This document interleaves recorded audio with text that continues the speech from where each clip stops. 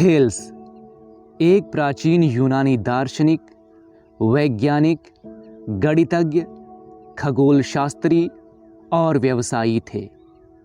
उन्होंने किसी भी प्राकृतिक घटना के घटने को अपने तर्कों के माध्यम से समझने की कोशिश की। एक अन्य प्रख्यात दार्शनिक अरस्तु ने थेल्स के बारे में दुनिया को बहुत जानकारी दी। कहा जाता है कि थेल्स का ज्ञान इतना विशाल था कि उनके अनुसार सूर्य के नीचे लगभग कुछ भी उचित सिद्ध किया जा सकता है। उन्होंने प्रस्तावित किया कि केवल पानी ही ऐसी पहली चीज़ है जो प्रकृति में हुई है और बाकी सब उसी से आया है। तब किसी भी उपकरण के बावजूद थेल्स यह बताने में सक्षम थे कि पृथ्वी पानी में तैरती है। थेल्स के सिद्धांत ग्रीक पौराणिक कथाओं पर आधारित नहीं थे। उनके विचार विशाल स्तंभ हैं जो बिल्कुल स्वतंत्र थे। उन्हें प्रारंभिक ज्यामिति के 5 प्रमेय का श्रेय दिया जाता है। चलो अब इनके विचार सुने। वो कहते हैं, शब्दों की भीड़ एक विवेकपूर्ण दिमाग का प्रमाण नहीं है। आशा ही एकमात्र अच्छाई है जो सभी पुरुषों के लिए समान है। जिनके पास और कुछ नहीं है, उनके पास अभी भी आशा है।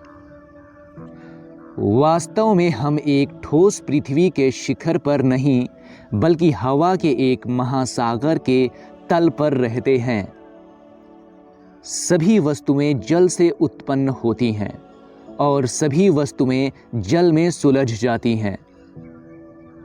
यदि किसी राष्ट्र में ना तो अत्यधिक धन है और ना ही अत्यधिक गरीबी, तो न्याय को प्रबल कहा जा सकता है। हठ धर्मिता बर्बादी का अग्रदूत है। कौन खुश है? यह एक स्वस्थ शरीर वाला व्यक्ति है जो मन की शांति से युक्त है और अपनी प्रतिभा को विकसित करता है। वह करने से बचें जो आप दूसरों को करने के लिए दोषी ठहराते हैं। वह क्या है जो सबसे सुंदर है? ब्रह्मांड, क्योंकि यह परमेश्वर का काम है। सबसे शक्तिशाली क्या है? आवश्यकता, क्योंकि वह सभी चीज़ों पर विजय प्राप्त करती है। सबसे कठिन क्या है? स्वयं को जानना। सबसे आसान क्या है? सलाह देना। एक अच्छा जीवन जीने के लिए हमें कौन सा तरीका अपनाना चाहिए? कुछ नहीं करने के लिए हम दूसरों में निंदा करेंगे। खुशी के लिए क्या ज़रूरी है? एक स्वस्थ शरीर और एक संतुष्ट मन। अपनी घरेलू बीमारियों को छुपाएं।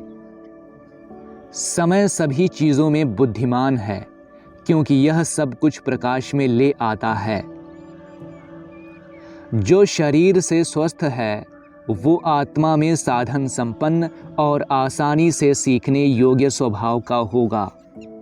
ईश्वर सभी चीज़ों में सबसे प्राचीन है, क्योंकि उसका कोई जन्म नहीं था।